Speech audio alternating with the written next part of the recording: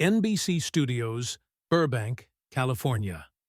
November 23, 1972. 11:47 p.m. The silence in Dean Martin's dressing room shattered like glass. Mort Vicker burst through the door, clutching a crumpled sheet of paper. The Tonight Show script, bleeding with red marker annotations.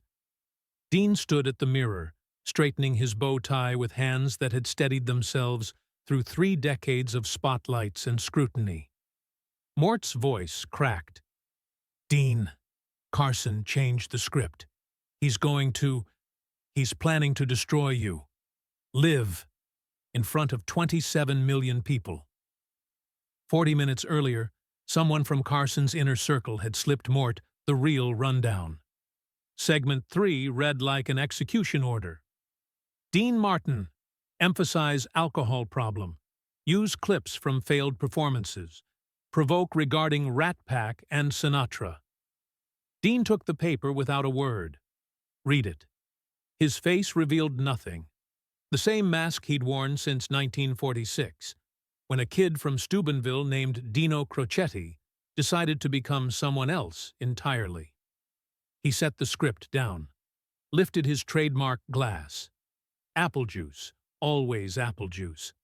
Though America believed they were watching a drunk perform miracles of coordination. The ultimate con, letting people think they knew your secret.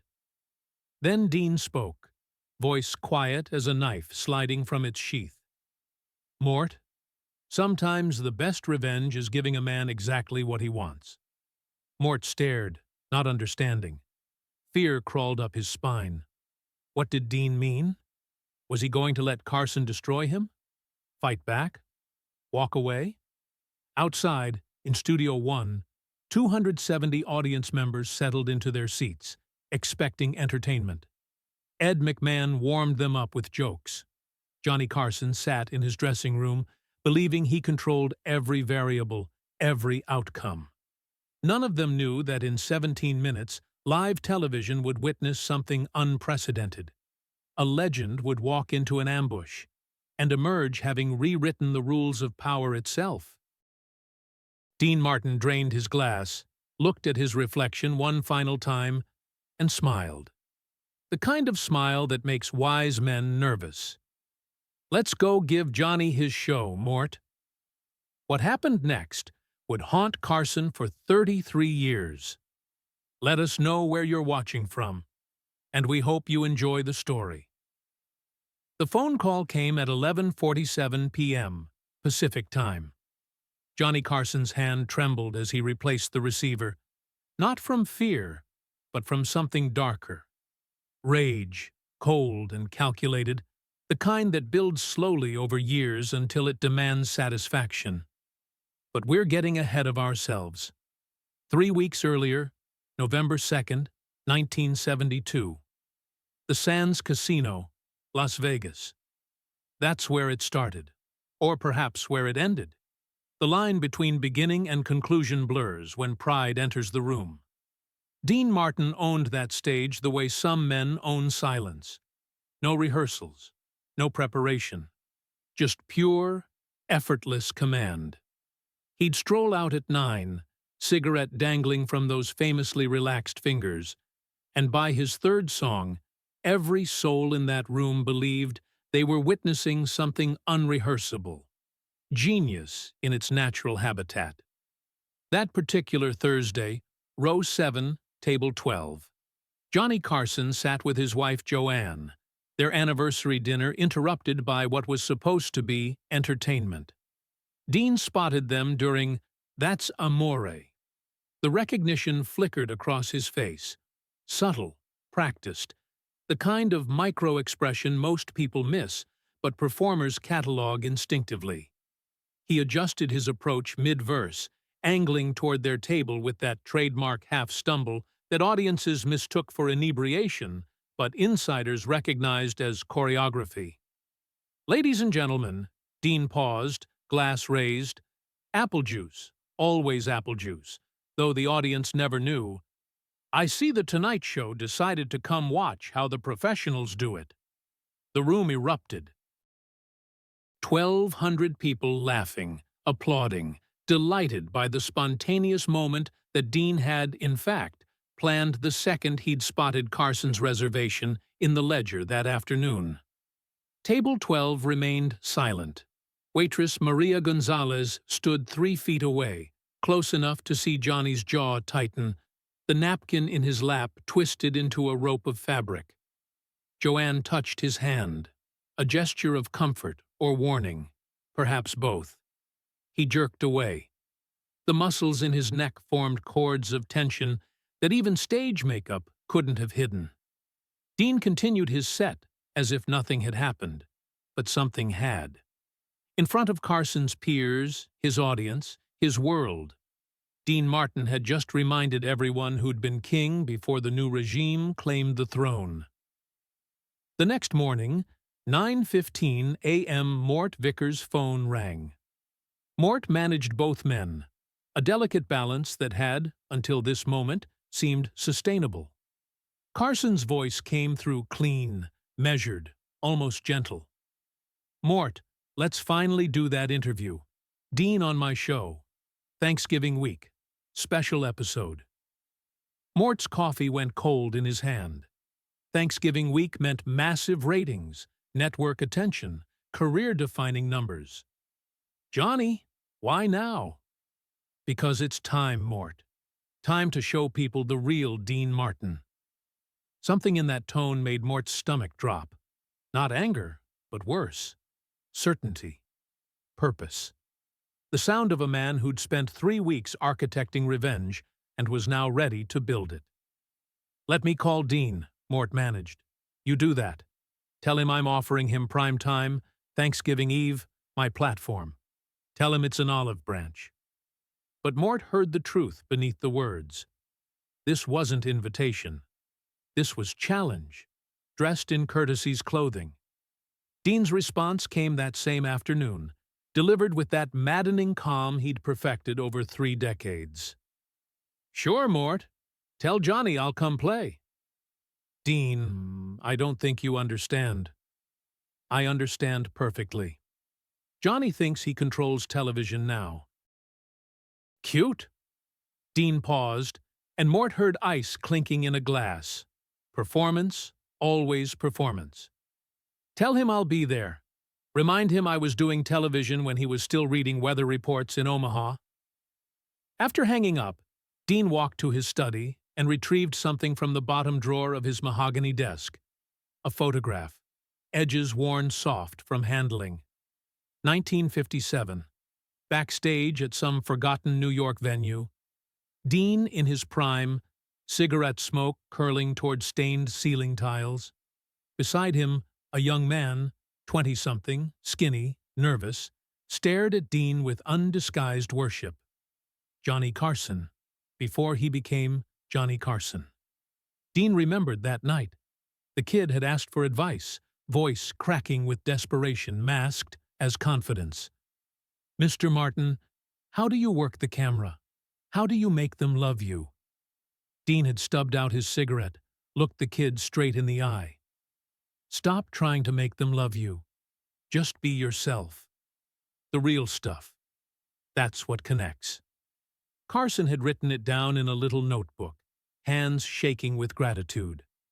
25 years later, that same man now commanded 27 million viewers nightly, and he'd forgotten every word of that advice. Worse, he'd become what Dean had spent his career refusing to be. Someone who wielded fame like a weapon, who confused power with talent, who believed controlling the narrative mattered more than earning it. Dean set the photograph face down on his desk. This wasn't business rivalry. This was something more painful.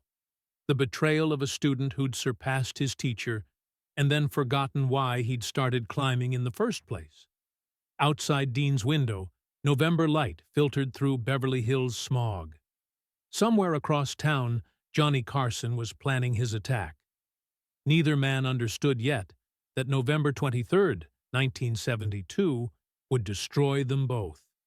Only one would survive it. November 14th, 1972. The conference room at NBC Burbank held the stale smell of ambition and cold coffee. Johnny Carson sat at the head of the table, flanked by producer Freddie de Cordova and head writer Marshall Brickman. The door was locked, unusual for a routine production meeting, but this was anything but routine. "Gentlemen," Carson began, his fingers drumming that familiar rhythm against the mahogany, "Dean comes on as a guest. We smile, we laugh, we play nice.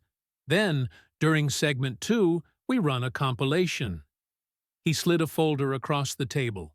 Inside, clips of Dean stumbling through performances, forgetting lyrics, that perpetual glass in hand, moments where the act looked less like acting and more like documentation. "We frame it as tribute," Carson continued, voice steady as a surgeon's hand. 30 years of Dean Martin. But the subtext, everyone sees what we see. The drunk act isn't an act anymore. Freddie de Cordova's face went pale. "Johnny, that's theater. He's never been intoxicated on stage. It's his character. The audience doesn't know that." Carson's interruption came sharp, final. "And after Thanksgiving night, they won't need to know. They'll have seen the evidence." Marshall Brickman stood without a word, chair scraping against floor tiles. He walked out, leaving his notes on the table. Nobody stopped him. 2 hours later, Marshall sat in a dim bar 3 blocks from NBC, bourbon in hand. The real thing, not apple juice. The bartender, sensing trouble, kept his distance. "I just became part of something ugly," Marshall said to no one in particular. He had reason to know ugly from beautiful. In 1968, Dean had hired him for the Dean Martin Show after a failed project had nearly ended Marshall's career. Dean hadn't asked questions, hadn't demanded explanations. Just, "Kid writes funny. That's all I need to know." November 18th, an unmarked envelope appeared on Mort Vicker's desk. Inside, the complete script for Carson's Thanksgiving special, including every camera cue, every planned humiliation, every calculated cruelty. Marshall Brickman had kept a copy. That same evening, Dean's home in Beverly Hills became the site of an unlikely war council, though calling it that would have made Dean laugh. Frank Sinatra, Sammy Davis Jr., and Joey Bishop gathered around Dean's poker table, cards and chips scattered like battle plans. "Dino, cancel this thing." Frank's voice carried that edge it got when concern masqueraded as anger. "Carson wants blood. He's setting you up for a public execution." Dean studied his cards, expression unreadable. "Frank, let me tell you about 1943. New York.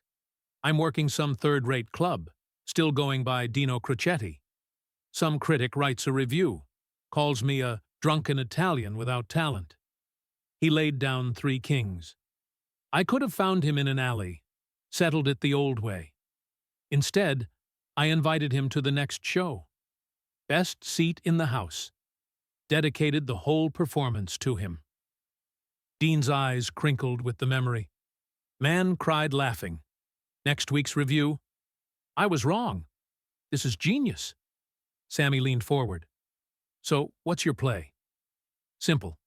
I go on that show, and I'm myself. The real me, not the character they think they know."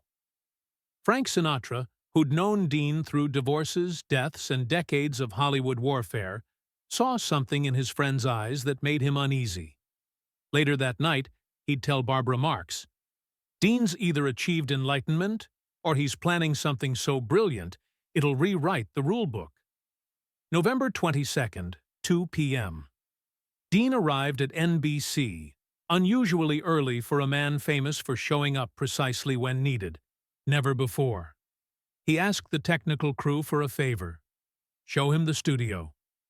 Eddie, a veteran technician with 15 years at NBC, watched Dean walk the stage methodically.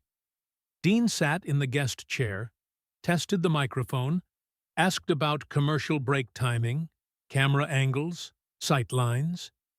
Mr. Martin, you preparing for something specific? Dean looked up, that trademark half-smile playing at his lips. Eddie, tomorrow's a show you'll remember. As Dean left, he paused at a Tonight Show poster in the corridor. Carson's face stared out, frozen in that professional warmth that millions trusted. Dean spoke quietly, but Eddie heard every word. Poor kid.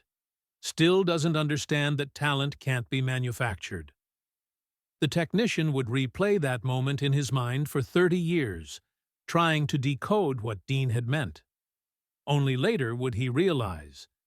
Dean wasn't talking about Carson's talent. He was talking about his character. Across town, Carson sat in his office, watching rehearsal footage, refining his attack. He believed he controlled every variable, every outcome. He'd forgotten the one element no director can script: the truth, when spoken by someone who's stopped caring about the consequences. November 23rd approached like a storm front, visible from miles away, yet somehow still surprising when it finally hit. 2 men, 1 stage, 27 million witnesses. Neither understood that by tomorrow morning, only one of their careers would still make sense. November 23rd, 1972, 5:30 p.m. The fluorescent lights in NBC's dressing rooms hummed their indifferent song. Dean arrived carrying nothing but himself. No entourage, no armor, just a man in a suit who looked like he'd dressed for dinner rather than combat. Mort Vicker intercepted him, face slick with nervous sweat, waving the leaked script like evidence at a trial. Dean, look at this. They're planning to... I know what they're planning, Mort. Dean's voice held no anger, just certainty. Question for you. Do you believe in karma? Mort blinked. What? Johnny thinks he's controlling tonight, but he forgot something. Dean adjusted his cufflinks with practiced ease. I control one variable he can't touch. Which is? Myself. 6:45 p.m. Freddie de Cordova knocked, entering with that false casualness producers use when they're gathering intelligence.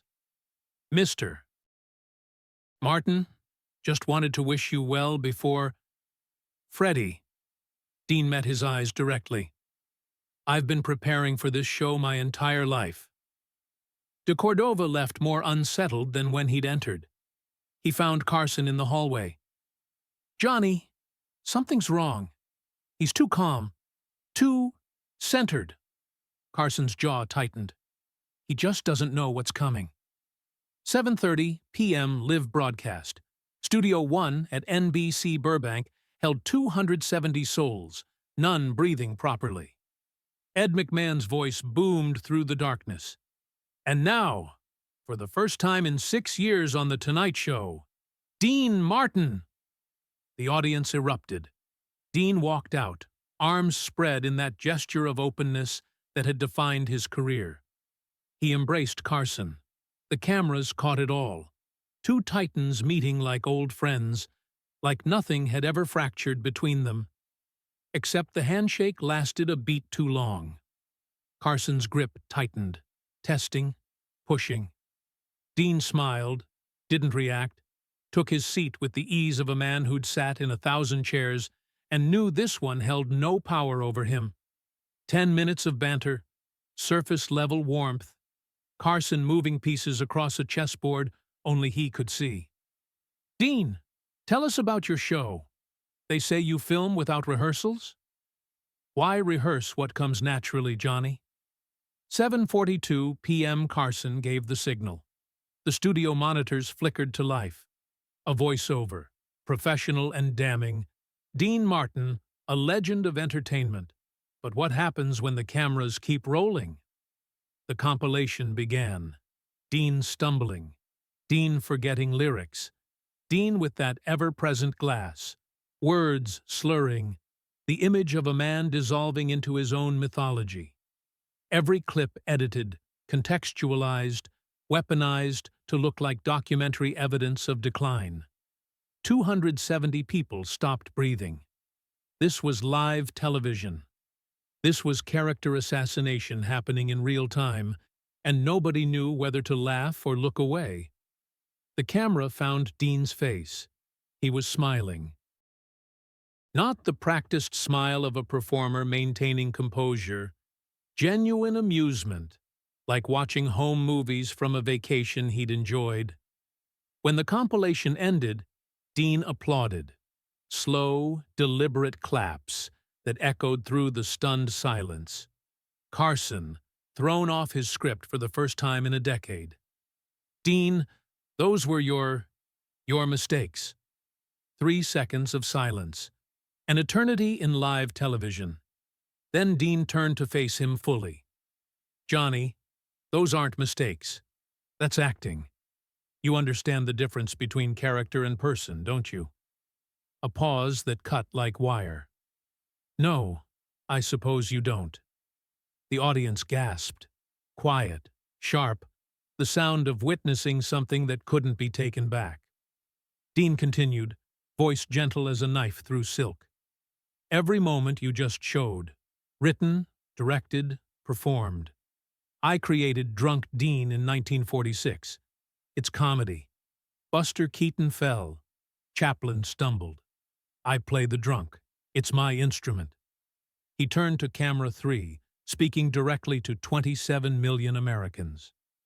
I haven't consumed a single drop of alcohol on stage in 30 years of performing. This glass? He raised his trademark prop. Apple juice. Always has been. Then Dean stood. The studio held its breath.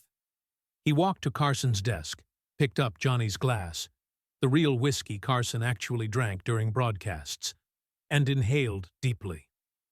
But this right here? That's genuine Jack Daniels, isn't it?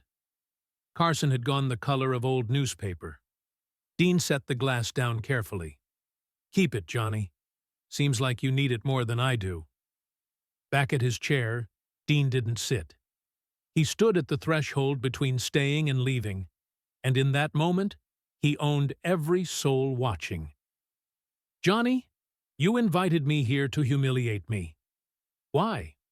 Because I don't play your games? Because I don't acknowledge your authority over show business? Carson opened his mouth. Nothing emerged. Dean reached into his jacket, withdrew something small, that photograph from 1957. He held it up for the cameras. This is us, Johnny. 15 years ago. You were nobody then. Came backstage, asked for advice. I told you, be yourself. People will love the truth. You listened. You became the biggest name in late night. His voice dropped, intimate, yet somehow filling the entire studio. But somewhere along the way, you forgot that advice. Instead of being yourself, you started playing power. Instead of truth, you chose manipulation. Dean placed the photograph on Carson's desk like a verdict. Keep this, as a reminder of who you were. Maybe someday you'll find your way back. He walked toward the exit, stopped, turned one final time. And Johnny, I didn't lose tonight. Television lost. Because you used America's biggest platform not to entertain people, but to settle a personal score. 27 million people are watching right now. They didn't see my fall. They witnessed yours. Dean Martin walked off the set. 42 seconds of standing ovation, the longest in Tonight Show history. Carson sat frozen. Ed McMahon scrambled. Well, that was Dean Martin, ladies and gentlemen. Carson finally spoke, voice hollow. We'll be right back after these messages. During the commercial break, technician Eddie watched from the wings as Carson's hands trembled.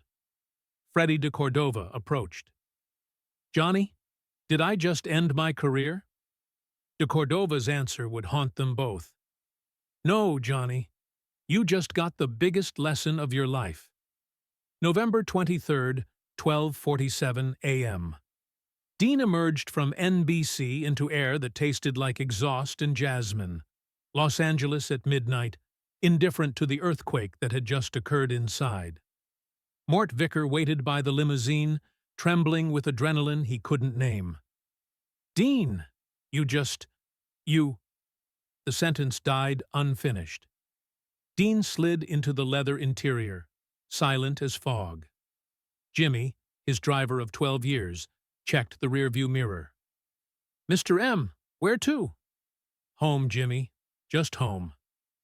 But the car didn't move.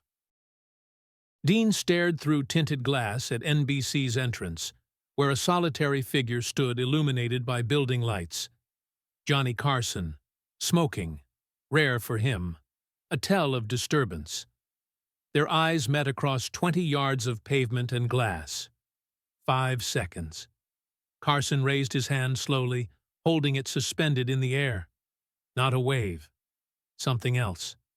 Surrender? Farewell? The gesture of a man acknowledging defeat or seeking forgiveness? Maybe both. Dean didn't respond. He lowered the window, flicked out an unlit cigarette he'd been holding. Pure gesture. Theater, even now. The limousine pulled away. Jimmy would later tell his wife, "Drove Mr. M for 12 years. Seen him after Vegas triumphs, film premieres, everything. But that night," he cried, quietly. No sound, just tears. 1:30 a.m. Dean's house in Beverly Hills, all dark except one window.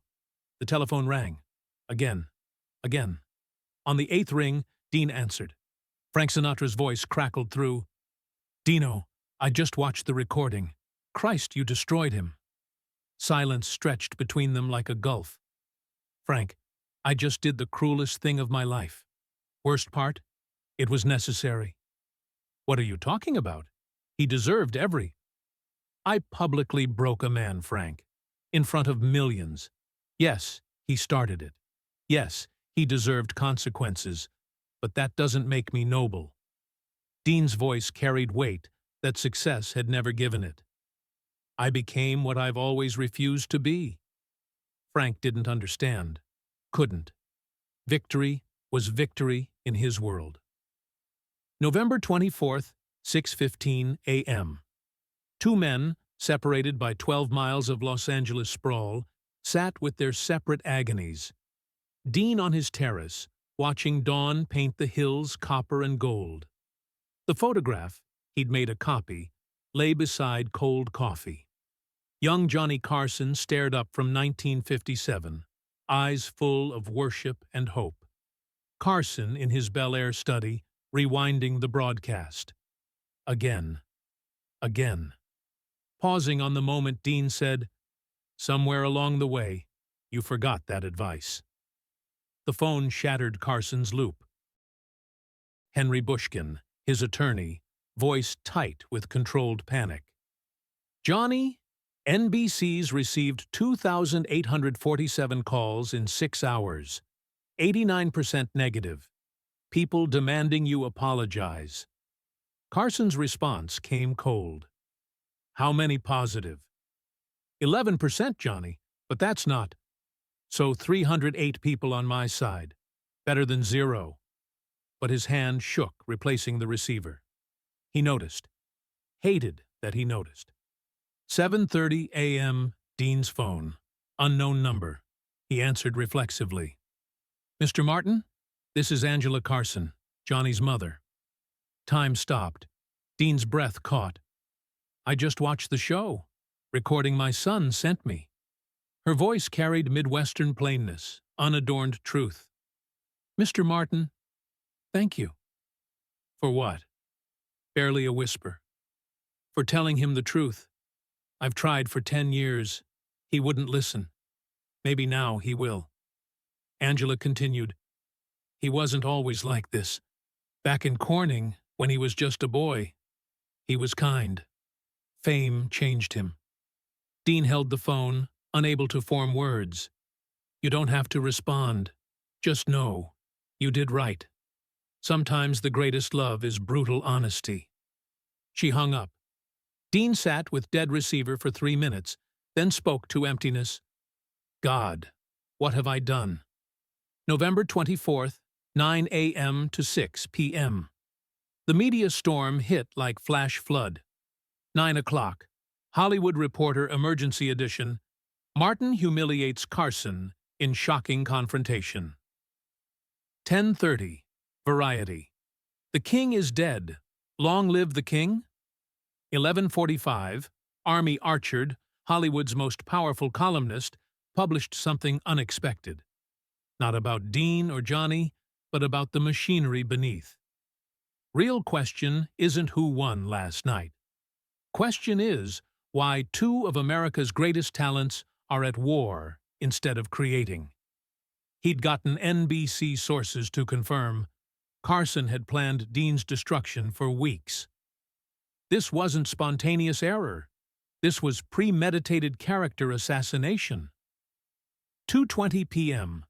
Freddie de Cordova, conscience finally overpowering survival instinct, gave unsanctioned interview to the Los Angeles Times. Yes, it was planned. Yes, Johnny wanted to humiliate Dean. I tried stopping it. Couldn't. The quote that detonated, Johnny Carson got what he deserved last night.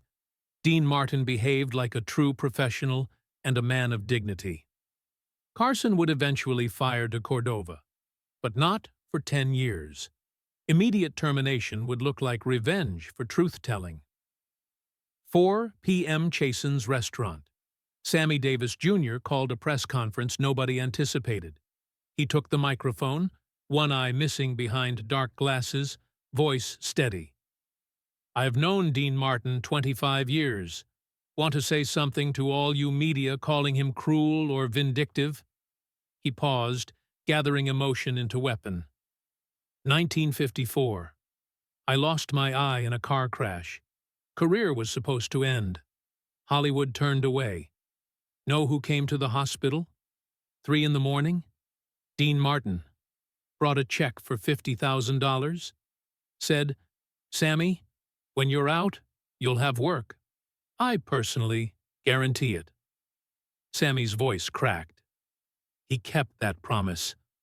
Put me in the Rat Pack when everyone said a black performer would lower their value. Dean never cared about race, religion, status.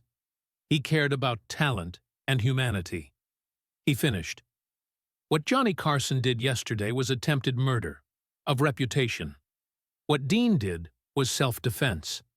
Anyone who can't see that is blind. He walked out through exploding questions. NBC cameras caught the moment after. Sammy sliding into a limousine where Dean waited. They embraced. Dean said something inaudible. Sammy nodded. The car left. Later, Sammy would tell a close friend. Dean didn't ask me to do that press conference. I chose it. But when I got in the car, he said, Sammy, you didn't have to. Now you're a target too. I told him, Dino, you've covered my back 25 years. My turn. November 24th, 10:30 p.m. 2 parallel moments. Carson sat in his empty studio, lights off. A security guard found him at 11:15. Mr. Carson, need help? Johnny stared at the chair where Dean had sat. No, just... Remembering. Dean at home, writing by hand. Dear Johnny. He wrote a paragraph, crumpled it, started again. Again. 5th attempt, he finished. Placed it in an envelope, didn't seal it. The phone rang. Mort. Dean, NBC wants a meeting. Board of Directors. Tomorrow, 10 a.m. Tell them I'll come. One condition. What? Johnny Carson must be in the room. An hour later, Mort called back. They agreed. Johnny will be there. But he made a condition too. Which is? He wants it one-on-one. Just you two. No lawyers, no managers, no executives. 10 seconds of silence.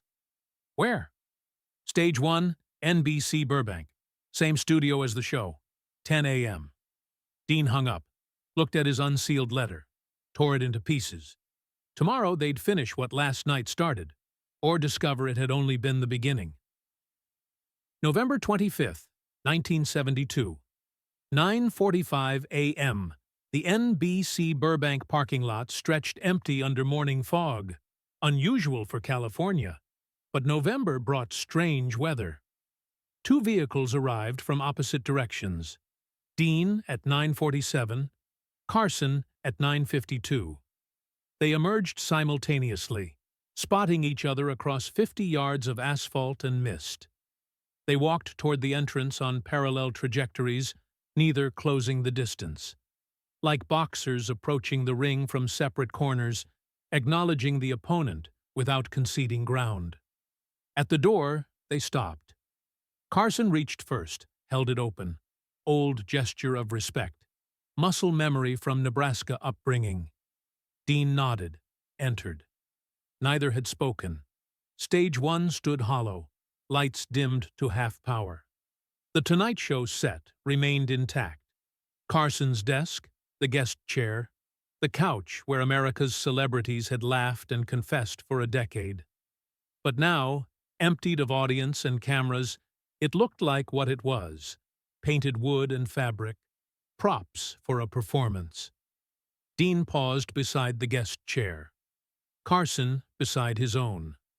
Both stared at these pieces of furniture that had, 40 hours earlier, held the weight of their confrontation. Carson broke first, voice roughened by sleeplessness. "Why did you agree to come? Why did you ask for this meeting?" Pause. "I asked first." Dean smiled, first time in 2 days. "Johnny, even now you're trying to control the conversation." Carson laughed, short and unexpected. "Old habits." He sat in his chair, finally. Dean remained standing. Carson looked up. "Sit, please. I can't talk with you standing over me like a judge." Dean lowered himself slowly into the guest chair, exactly where he'd sat when everything shattered. "This position feel familiar?" Carson asked. "Too familiar." Silence stretched 30 seconds, an eternity for two men accustomed to filling dead air with performance. Carson finally, "Dean, I need to understand. Why didn't you fold? Most people in Hollywood, when I come at them, they either fight dirty or surrender. You did something else. You turned it back on me with such grace, I couldn't even get angry." "You expecting a compliment?" "I'm expecting an answer." Dean stood again, walked to the desk, touched its surface. "Johnny, 1957. You remember what I told you that night?" "You said a lot." "I said, talent isn't what you do. It's what you refuse to become. You wrote it in a notebook, showed it to me." Carson froze. He remembered. "I still have that notebook." "You forgot the advice." Carson's face showed it had landed. He lowered his head. "Maybe I didn't forget. Maybe I chose to ignore it." He rose, walked to the studio window overlooking the parking lot. Back to Dean, he spoke. "Dean, when I got the Tonight Show in '62, I was 36. Terrified. Every night, 10 million people watching you try to be funny, relevant, worth their time. I looked around at Hollywood.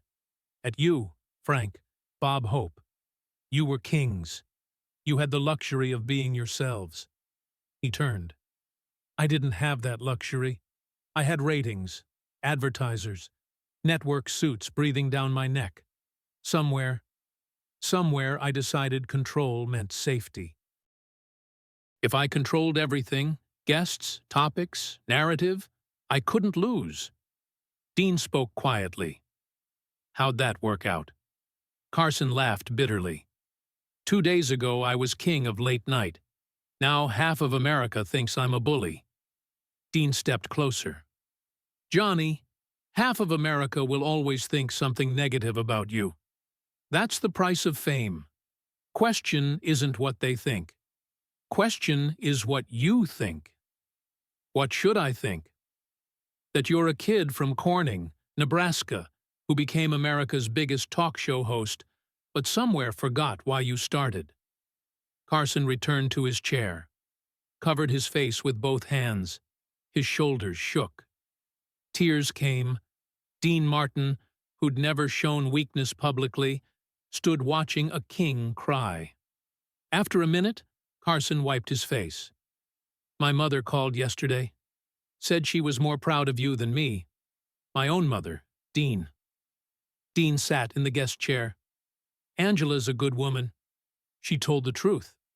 Not because I'm better than you, because I reminded you who you could be. Why did you really come on the show? You knew what I planned. Mort told you. Why not cancel? Long silence. Then, Johnny, I came because I saw in your eyes what I'd seen in my mirror 20 years ago. What? Fear. Fear that talent isn't enough. That you have to play games, manipulate, control. I lived with that fear for a decade. Almost destroyed me in the 50s. Dean continued with a story he'd never told publicly. 1956. My partnership with Jerry Lewis collapsed. You know that story. Everyone does. But nobody knows what happened after. 3 months I couldn't perform. Depression. Thought my career was finished. That without Jerry, I was nothing. What saved you? Frank Sinatra. He came, sat with me, said, Dino, Jerry was funny, but you were who people loved. Now show them why. Sounds simple. Hardest advice I ever got. Dean looked directly at Carson. Johnny, 2 days ago I said harsh things, but not from hatred. I said them because I see in you the potential to be more than just successful, to be meaningful. Carson stood, extended his hand. Dean, I'm not asking forgiveness. What I did was unforgivable. But I'm asking for a chance to become the person you remember from 57. Dean looked at the offered hand, didn't take it immediately. Johnny, this isn't about me.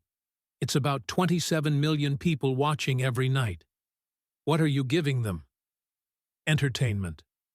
Not enough. Give them truth. Give them your real self, not the mask of control. Carson lowered his hand. What if the real me isn't good enough? Dean finally smiled. Johnny, the kid from Nebraska who became the biggest, he was always good enough. Problem is, you stopped believing it. Silence. Then Dean extended his hand first. But if you want to try again, I'll give you that chance. They shook, held it 5 seconds. Carson. What now? Now we leave. You do your show, I do mine. And if we cross paths again, we do it as professionals, not enemies. They walked toward the exit. At the door, Carson stopped. Dean, last question. That glass, apple juice. That true? Never drank on stage? Dean turned, that mischievous glint returning. Johnny, I'll give you better advice than in 57. Best mystery in show business is the one you never fully reveal. He winked. Left. Carson stood alone, then unexpectedly laughed. Genuine, honest sound. Security camera footage would later show. After Dean exited, Carson sat in his chair, stared at the empty guest seat, and spoke to emptiness. Thank you, Dean, for the lesson. Then he stood and left. 2 empty chairs remained. The story hadn't ended. It had just begun its next chapter. November 26, 1972. 2 p.m. Press waited for statements. NBC prepared releases. Neither Dean nor Carson said a word about what happened in that studio. Mort Vicker called Dean, desperation crackling through the line. Press is going insane. Variety's offering $50,000 for an exclusive about the meeting. Dean's answer came simple, final. Mort, tell them 2 words. No comment. Dean, this is your chance to control the narrative. Exactly why I'm staying silent. What happened between Johnny and me stays between us. Parallel scene, Carson's office. Publicist Fred Kane pleading, "Johnny, we can spin this. Statement about constructive dialogue, mutual respect." Carson interrupted. "Fred, there's no statement. What happened was private." Fred looked stunned. "But the public wants to know."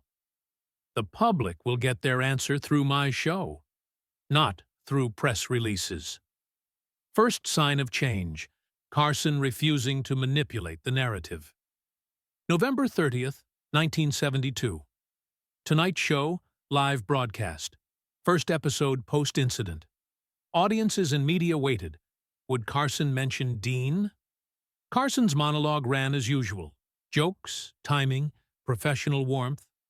Then he paused, looked straight into the camera. "Last week something happened. You all know about it. Many want me to comment. I'll say this. Sometimes the best lessons come from people you least expect. Sometimes those lessons hurt, but they're necessary." Another pause. "That's all I'll say. Let's do a show." The studio audience rose, standing ovation. 34 seconds. Carson looked genuinely surprised. Ed McMahon whispered, "They respect honesty, Johnny." That night's Tonight Show pulled 31.2 million viewers, highest rating to date. Why? Because people saw not a mask, but a human being. December 8th, 1972. A secret that wouldn't surface for 30 years.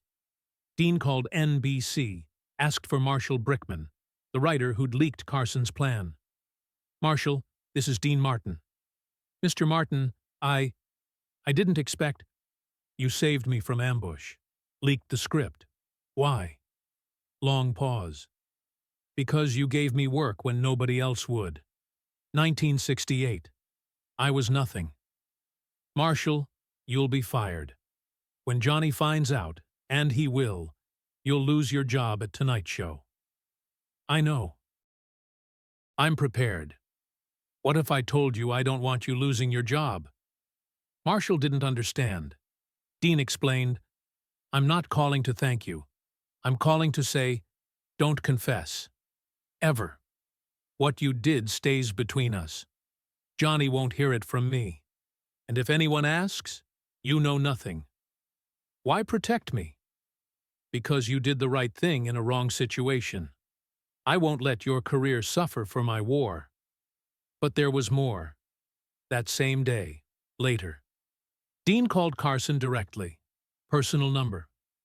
"Johnny, it's Dean." Carson, surprised. "Dean, what happened?" "Nothing. Just wanted to say, your monologue last night was honest. That's good." Pause. "Thank you, Dean. One more thing. Someone on your team was loyal enough to leak your plans before the show. You have the right to know." Carson froze. "Who?" "Won't tell you. Because that person made a moral choice.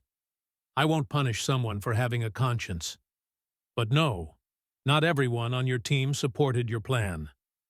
Dean hung up before Carson could respond. Carson sat with dead receiver 5 minutes. Finally spoke to himself. He protected my enemy, and protected me from knowing who it was. What kind of man does that? December 15th, 1972. Dean Martin Show, Christmas Special Episode. Guests, Sammy Davis Jr., Foster Brooks. Mid-episode, Dean did something unprecedented. He broke the fourth wall, addressed the camera directly. "Folks, many ask about my glass. Is it really alcohol? Is it acting? Answer is, doesn't matter. Because character isn't the person. If you can't tell the difference, that's my victory as an entertainer."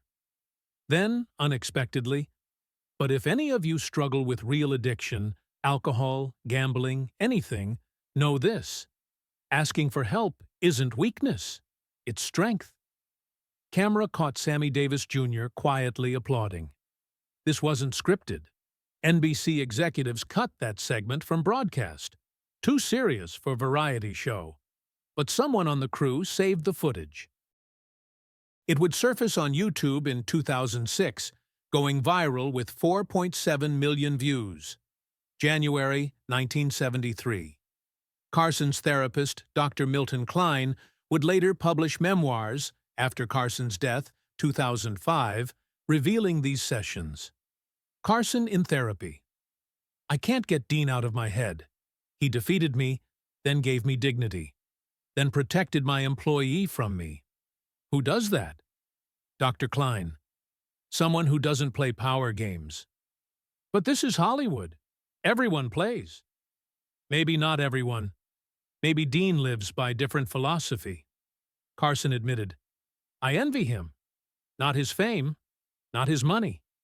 I envy that he can be himself, and the world accepts it. I wear a mask, even at home. My wife Joanne says she doesn't know who I really am. Dr. Klein. Do you know? Long silence. Used to, in Nebraska. Then I came to Hollywood. February 14th, 1974. Valentine's Day. Chasen's Restaurant, Beverly Hills. Private Rat Pack dinner. Frank, Dean, Sammy, Joey Bishop. 9:30 p.m. Johnny Carson walked in with wife Joanne. They hadn't reserved here. Joanne wanted romantic dinner. Carson agreed. They entered, saw Dean at a corner table. Froze. The room froze. Everyone knew the history. Dean looked at Carson. 5 seconds of silence. Waiters later said, longest 5 seconds of my life. Then Dean stood, walked over, extended his hand. Johnny, Joanne, lovely evening for dinner. Carson took the hand. Dean, didn't expect to see you here. It's L.A. Everyone's here. A smile. Dean returned to his table, said something to Frank. Frank nodded. Dean came back to Carson. Listen, we have a large table. Join us, unless you prefer privacy. Joanne looked at Johnny. He seemed stunned. Dean, are you sure? Johnny, I'm always sure about my invitations. Question is, you sure you want to sit with us old bastards? Carson laughed. Genuine sound. I'd be honored. They sat. Dinner lasted 3 hours. Waiters caught fragments. Golf, Hollywood gossip, old stories. Not one word about the incident. But at 11:15 p.m., waiter changing ashtrays, Dean said something quietly to Carson. Carson nodded. Both silently raised their glasses, clinked them. Not a toast. Reconciliation without words. Sammy Davis Jr. later told his wife, I've seen Frank and Dean make up after fights hundreds of times, but that night, it was different. Like two generals after war, realizing they'd been fighting on the wrong sides. The silence between them had said everything words couldn't. And in that silence, something greater than fame was born. Respect earned through truth, not manufactured through image. March 1973 through December 1974. Quiet transformations, the kind that happen when cameras aren't watching. Tonight, show evolved. Carson became gentler with guests, fewer barbs, more genuine conversation. Ratings climbed. Variety wrote, Carson has discovered a new dimension, authenticity. Dean Martin's show continued its unrehearsed charm. But something shifted. Young performers received more airtime, more mentorship. One guest in 1974, a manic young comedian named Robin Williams. Williams would recall in a 1989 interview, Dean gave me the best advice. I was nervous, trying to be funny every second. He said, Kid, silence is part of comedy. Don't fear it. That advice changed my career. Why Dean's newfound mentorship? The Carson situation had taught him. Ignoring young talent creates future adversaries. April 1976. Carson's 50th birthday. NBC planned a special Tonight Show with every legend in Hollywood. The producer called Dean, Mr. Martin, we want you in Johnny's 50th birthday special. As a guest? No, as co-host, with Bob Hope and Frank Sinatra. 10 seconds of silence. This Johnny's idea? Yes, Mr. Martin. He personally requested you. Tell him I'll consider it. Next day, Dean called Carson directly. They'd exchanged numbers after Chasen's, but never used them until now. Johnny, why do you want me co-hosting your celebration? Carson, honest. Because 4 years ago you gave me the biggest lesson of my life. I want the public to see. I learned it. How will they see that? By us being on stage together, as equals, not as rivals. Dean. Okay, one condition. What? No mention of the '72 incident. That night is our private history. Carson. Deal. May 1st, 1976. Tonight Show 50th Birthday Special. Live broadcast. 42 million viewers. A record. Bob Hope opened with jokes. Frank Sinatra sang. Then Dean walked out. Dean and Johnny embraced. Cameras caught a micro moment. Johnny whispered something inaudible. Dean smiled, nodded. They performed an improvised segment about show business. The chemistry was natural, effortless. Audiences were captivated. Then Dean said, unscripted, Johnny, remember 1957? You were a scared kid backstage. Carson played along. I wasn't scared. Dean grinned. Johnny, you trembled so hard I thought you were having a seizure. Laughter filled the studio. Carson. Okay, maybe slightly nervous. Dean's voice softened. Look where you are now, 50 years old, king of late night. I told you then, be yourself. You listened. Moment of silence. Carson's eyes glistened. Dean, thank you. For what? For believing in me when I didn't believe in myself. The audience didn't know the full context, but those who remembered '72 understood. This was Carson's public acknowledgement, encoded in gratitude. March 25th, 1983. Tragedy struck that would shatter Dean to his core. Dean Paul Martin Jr., Dean's son, 35, military pilot, died when his F-4 Phantom crashed during a training flight. Dean collapsed. First time publicly. Cancelled everything. Disappeared for 6 months. March 28th. Dean Paul's funeral. Private ceremony. Family and closest friends only. Frank attended. Sammy, Joey, and Johnny Carson. He arrived uninvited. This was inner circle only. Security stopped him. Frank Sinatra approached. He's with me. Let him in. After the service, Carson walked to Dean, embraced him, said nothing, just held him.